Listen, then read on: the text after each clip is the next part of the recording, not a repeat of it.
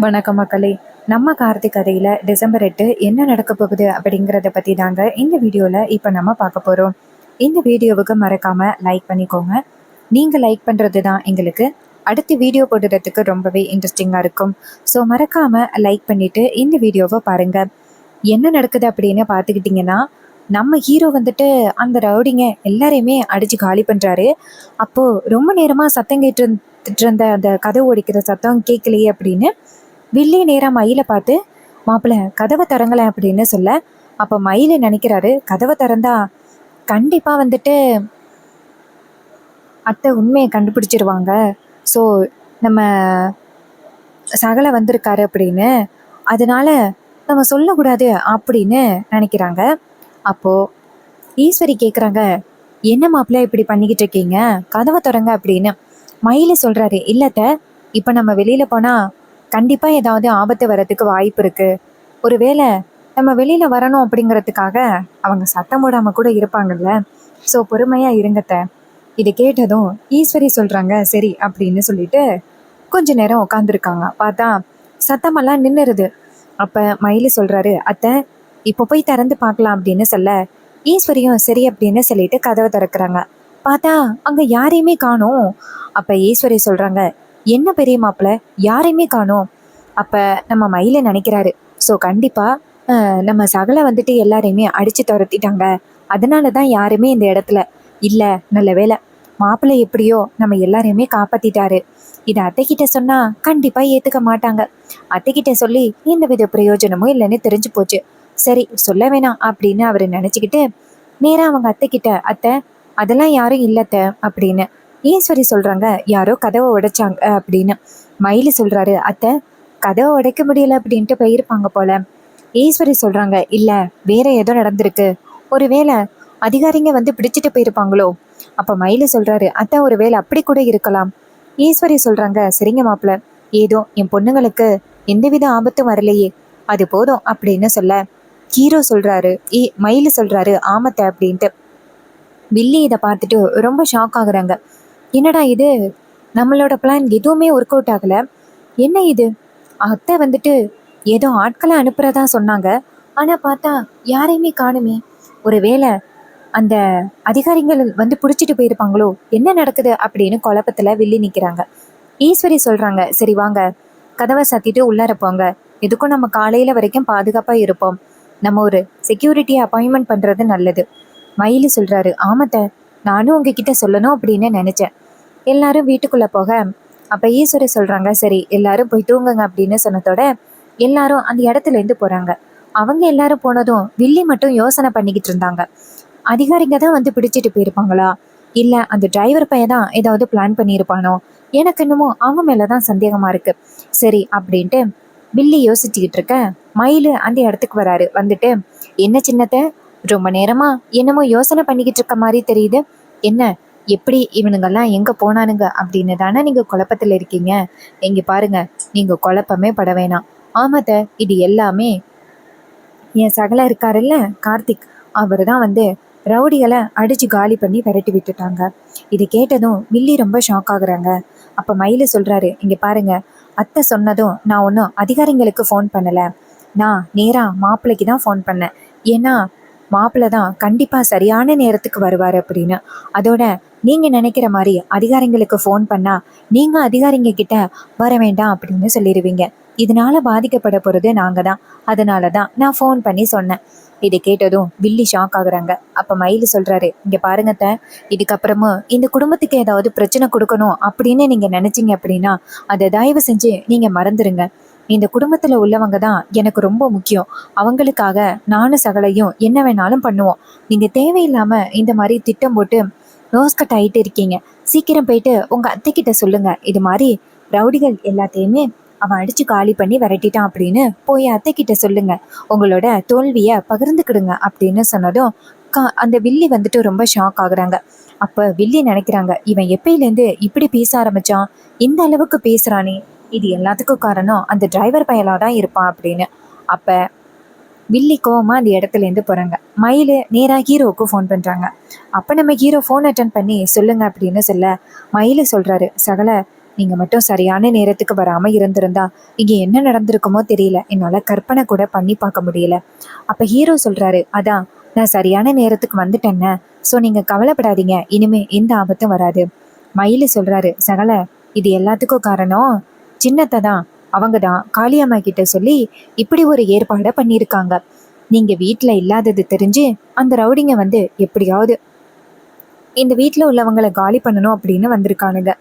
அப்ப ஹீரோ சொல்றாரு, இங்க பாருங்க, இதுக்கப்புறமா நீங்க கவலைப்படாதீங்க, அவனுங்க மறுபடி வரத்துக்கு வாய்ப்பே கிடையாது. மயிலு சொல்றாரு, சரிங்க சகல அப்படின்னு. அப்ப நம்ம ஹீரோ போனை கட் பண்ணத்தோட பாட்டி கேக்குறாங்க, பேராண்டி என்னையா ஈஸ்வரியோட வீட்டுல என்னாச்சு? நீ அவசர அவசரமா சொல்லிட்டு போனதோட நான் ரொம்பவே பதட்டத்துல இருந்தேன். அங்க யாருக்குமே எந்த ஆபத்தும் இல்லை இல்ல? அப்ப ஹீரோ சொல்றாரு, இல்ல பாட்டி, அங்க உள்ள யாருக்கும் எந்த ஆபத்தும் இல்ல, எல்லாரும் பாதுகாப்பா தான் இருக்காங்க. பாட்டி சொல்றாங்க, சரியா பேராண்டி, நீ இல்லாததை தெரிஞ்சுக்கிட்டு அந்த சிவனாண்டி காளியம்மா இந்த ஒரு காரியத்தை பண்ணிக்கிட்டு இருக்காங்க.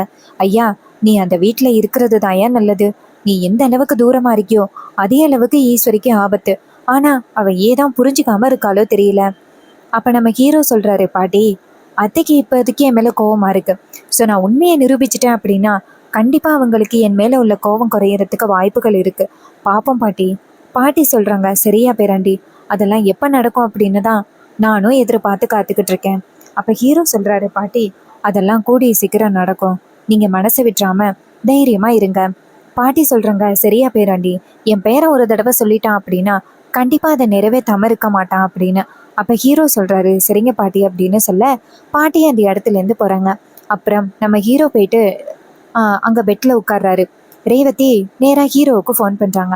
அப்ப நம்ம ஹீரோ ஃபோன் அட்டன் பண்ணி சொல்லுமா அப்படின்னு சொல்ல, அப்ப ஹீரோயின் சொல்றாங்க, நீங்க மட்டும் கடைசி நேரத்துல வராம இருந்திருந்தா என்ன ஆகிருக்கும்? இந்த குடும்பத்துக்காக நீங்க எவ்வளவு நல்லது பண்றீங்க. ஆனா அம்மா அதையெல்லாம் பெரிய விஷயமா எடுத்துக்க மாட்டேங்கிறாங்க. அம்மா எப்பதான் உங்களை புரிஞ்சுக்க போறாங்கன்னு எனக்கு தெரியல. நீ உங்களோட வாழ்ந்தா மட்டும்தான் என் வாழ்க்கை நல்லா இருக்கும் அப்படின்னு ஏன் அம்மா புரிஞ்சுக்க மாட்டேங்கிறாங்கன்னு தெரியல. அப்ப ஹீரோ சொல்றாரு, இங்க பாரு ரேவதி, அத்தையோட கோவத்தை பத்தி தான் உனக்கு தெரியுமே. துர்கா வந்துட்டு நம்பிக்கை துரோகம் பண்ணிட்டா அப்படின்னு துர்காவை வீட்டை விட்டு அனுப்பிட்டாங்க. நான் இவ்வளோ நாளா வீட்டுக்குள்ள இருந்திருக்கேன். ஸோ என் மேல கோவப்பட மாட்டாங்களா? இதை கேட்டதும் ரேவதி சொல்றாங்க, ஆமா நீங்க சொல்றது சரிதான், ஆனா நீங்க ரொம்ப நல்லவரு, நல்ல விஷயத்துக்காக தானே போய் சொன்னீங்க, அதை பத்தி அம்மா கொஞ்சமாவது யோசனை பண்ணி பார்க்கலாம். அப்ப ஹீரோ சொல்றாரு, இங்க பாரு, அத்தை இப்ப யோசிக்க வேண்டிய நிலைமையில இல்ல, கூடவே சின்னத்தை இருந்துகிட்டு கண்டதையும் சொல்லி கொடுத்து பிரச்சனை பண்ணிக்கிட்டு இருக்காங்க. ஸோ அத்தை கண்டிப்பா இப்ப பத்தி என்ன புரிஞ்சுப்பாங்க அப்படின்னா அதற்கெல்லாம் வாய்ப்பே இல்லை. இதை கேட்டதும் ரேவதி சொல்றாங்க, சரி சரி, உங்களை பார்க்காம என்னால இருக்க முடியல, உங்களை பார்க்கலாமா? ஹீரோ சொல்றாரு, சரி ஓகே, நாளைக்கு பார்க்கலாம், நீ எதுவும் வருத்தப்படாம இரு. ஹீரோயினும் சரி அப்படின்னு சொல்லிட்டு போனை கட் பண்றாங்க. இன்னொரு பக்கம் வில்லி நேரா ரூமுக்கு போக அவங்க போயிட்டு, சே இப்படியெல்லாம் நடக்கும் அப்படின்னு எதிர்பார்க்கவே இல்லையே, அத்தைக்கிட்டே இந்த விஷயத்த சொல்லணும் அப்படின்னு நேரா அவங்க அத்தைக்கு ஃபோன் பண்றாங்க. அப்போ அந்த கான்ஸ்டபிள் நேரா காளியம்மா கிட்ட ஃபோனை கொண்டு போய் கொடுத்து சந்திரா மேடம் பேசுறாங்க அப்படின்னு சொல்ல, அப்ப காளியம்மா நினைக்கிறாங்க ஏதோ சந்தோஷமான விஷயம்தான் வந்திருக்கு போல, சரி என்னன்னு கேட்போம் அப்படின்னு ஃபோன் அட்டன் பண்ணி, சொல்லுமா என்னாச்சு, அங்க யாரு காலியானா? அப்ப வெள்ளி சொல்றாங்க, அத்தை நீங்க நினைக்கிற மாதிரி இங்க எதுவுமே நடக்கவே இல்லை, இங்க ஏதோ வேற ஏதோ நடந்திருக்கு, எனக்கு என்னமோ அந்த டிரைவர் பையன் மேலதான் சந்தேகமா இருக்கு, அவன் சரியான நேரத்துல வந்து இந்த வீட்டுல உள்ள எல்லாரையுமே காப்பாத்திட்டான். இதை கேட்டதும் ரொம்பவே ஷாக் ஆகுறாங்க அவங்க. என்ன சொல்ற? அதுக்கு அவங்க சொல்றாங்க, ஆமத்த, இப்படியெல்லாம் நடக்கும் அப்படின்னு நானுமே எதிர்பார்க்கவே இல்லை. இது கேட்டதும் நம்ம காளியம்மா சொல்றாங்க, ச்சே கடைசி நேரத்துல இப்படியா நடந்துச்சு? அதுக்கு சந்திரா சொல்றாங்க, ஆமத்த, அவன் கடைசி நேரத்துல வந்து அந்த மாயாண்டி எல்லாரையுமே அடிச்சு இழுத்துட்டு போயிட்டான். இது கேட்டதும் காளியம்மா சொல்றாங்க, ச்சே நம்ம என்னெல்லாமோ பிளான் பண்ணியிருந்தோம், எதுவுமே நடக்கலையே. அப்ப வில்லி சொல்றாங்க, சரிங்கத்த, நாளைக்கு உங்களுக்கு ஜாமீனோட வரேன். அப்ப வில்லி சொல்றாங்க, சரி நான் தான் நாளைக்கு வெளியில வர போறேனே, வெளியில வந்து அவனை பாத்துக்கிறேன் அப்படின்னு சொல்ல வில்லியும் சரிங்கத்த அப்படின்னு போனை கட் பண்றாங்க. இத மயிலு காதல வாங்குறாரு. ஆகா, செம சூப்பரான ஒரு வாய்ப்பு கிடைச்சிருக்கே, இந்த விஷயத்த பத்தி அத்தை கிட்ட சொன்னா கண்டிப்பா அத்தை நம்புவாங்க அப்படின்னு. அப்புறம் மறுநாள் காலை வில்லி என்ன பண்றாங்கன்னா நேரா ஈஸ்வரி கிட்ட, அக்கா எனக்கு ரொம்ப முக்கியமான ஒரு வேலை இருக்கு, அந்த வேலையை முடிச்சிட்டு வரவா? ஈஸ்வரி கேக்குறாங்க, என்ன சந்திரா அடிக்கடி ஏதாவது ஒரு வேலை அப்படின்னு சொல்லிட்டு வெளியில போய்கிட்டே இருக்க, என்ன வேலை அப்படின்னு சரியா என்கிட்ட சொல்லவே மாட்டேங்கிறேன். என்ன வேலை அப்படின்னு மயிலு சொல்றாரு. என்னத்த இப்படி கேக்குறீங்க? சின்னத்த உங்களோட பிசினஸ் எல்லாத்தையுமே பாத்துக்கிறாங்க. சோ அவங்களுக்கு வேலை இருக்கும்ல. அப்ப ஈஸ்வரி சொல்றாங்க, ஆமால. சரி சந்திரா, முக்கியமான வேலை இருக்குன்னு சொன்னீங்கல்ல, சரி போ. இது கேட்டதும் சந்திராவும், சரிக்கா நான் போயிட்டு இன்னும் கொஞ்ச நேரத்துல நான் வீட்டுக்கு வரேன். இது கேட்டதும் ஈஸ்வரியும், சரி சந்திரா சீக்கிரம் வேலையை முடிச்சிட்டு வா, இன்னொரு வேலை இருக்கு. இது கேட்டதும் சந்திராவும் சரிக்கா அப்படின்னு சொல்லிட்டு, அப்படா அக்கா அடுத்தடுத்து எந்த கேள்வியும் கேட்கல அப்படின்ட்டு அந்த இடத்துல இருந்து போறாங்க. அப்போ நம்ம மயிலிற நினைக்கிறாரு, ஓ நீங்க எங்க போறீங்க அப்படிங்கறது எனக்கு நல்லாவே தெரியும். இப்பவே அத்தை கிட்ட உங்களை பத்தி போட்டு கொடுத்து பெரிய பிரச்சனை உண்டாக்குறேன் அப்படின்னு அவரு நேரா அவங்க அத்தை கிட்ட, அத்தை உங்களுக்கு ஒரு விஷயம் தெரியுமா, அவங்க எங்க போறாங்க அப்படின்னு. அதுக்கு ஈஸ்வரி சொல்றாங்க, என்ன மாப்பிள? அப்ப மயிலு சொல்றாரு, அத்தை நான் உங்க பெரிய மாப்பிள, இது வரைக்கும் உங்களுக்கு நான் நேர்மையா நடந்திருக்கேன். உங்களுக்கு எந்த வகையிலயும் பிரச்சனை கொடுக்கணும் அப்படின்னு நினைச்சதில்ல. நீங்க சொன்னதை மட்டும்தான் நான் ஃபாலோ பண்ணிருக்கேன். இப்போ நான் ஒரு விஷயத்த சொல்லுவேன், அதை நீங்க ஏத்துக்கணும்.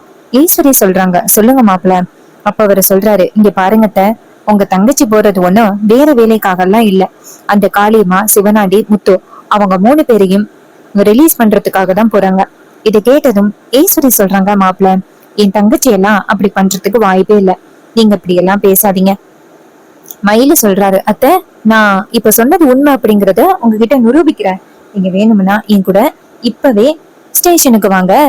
அப்ப ராஜா சொல்றாரு, ஈஸ்வரி அதான் மாப்பிள்ளை கேக்குறாருல்ல, போயேன் அப்படின்னு. இது கேட்டதும் ஈஸ்வரி நினைக்கிறாங்க, சந்திரா நமக்கு கண்டிப்பா துரோகம் பண்றதுக்கு வாய்ப்பே இல்ல. சரி எதுக்கும் போவோம் அப்படின்ட்டு இங்க இருந்து போறாங்க. மயிலு கூட்டிட்டு போறாரு. இன்னொரு பக்கம் அந்த வில்லி வந்துட்டு நேரா அந்த லாயரை கூட்டிக்கிட்டு போறாங்க. அங்க போயிட்டு அதிகாரிங்க கிட்ட, இங்க பாருங்க இது மாதிரி நான் வந்துட்டு அக்காவுக்கு ஜாமீனோட வந்துட்டேன் அப்படின்ட்டு குடுக்குறாங்க. அவர் அதை வாங்கிக்கிட்டு சரி ஓகே அப்படின்னு காளியம்மாவை ரிலீஸ் பண்றாங்க. அதே நேரத்துல ஈஸ்வரி மயில கூட்டிக்கிட்டு அந்த இடத்துக்கு வராங்க. அப்ப அதே இடத்துல சந்திரா, காளியம்மா எல்லாரும் நிக்கிறத பாத்துட்டு நம்ம ஈஸ்வரிக்கு ரொம்பவே அதிர்ச்சியா இருக்கு. இத பாத்துட்டு பேரதிர்ச்சி. அப்ப வில்லி அவங்க அக்காவை பார்த்துட்டு ஷாக் ஆகுறாங்க. அப்ப காளியம்மாலும் அதிர்ச்சி ஆகுறாங்க. மயிலு நேரா அவங்க அத்தைய பார்த்து, பாத்தீங்களா என்ன நடக்குது அப்படின்னு.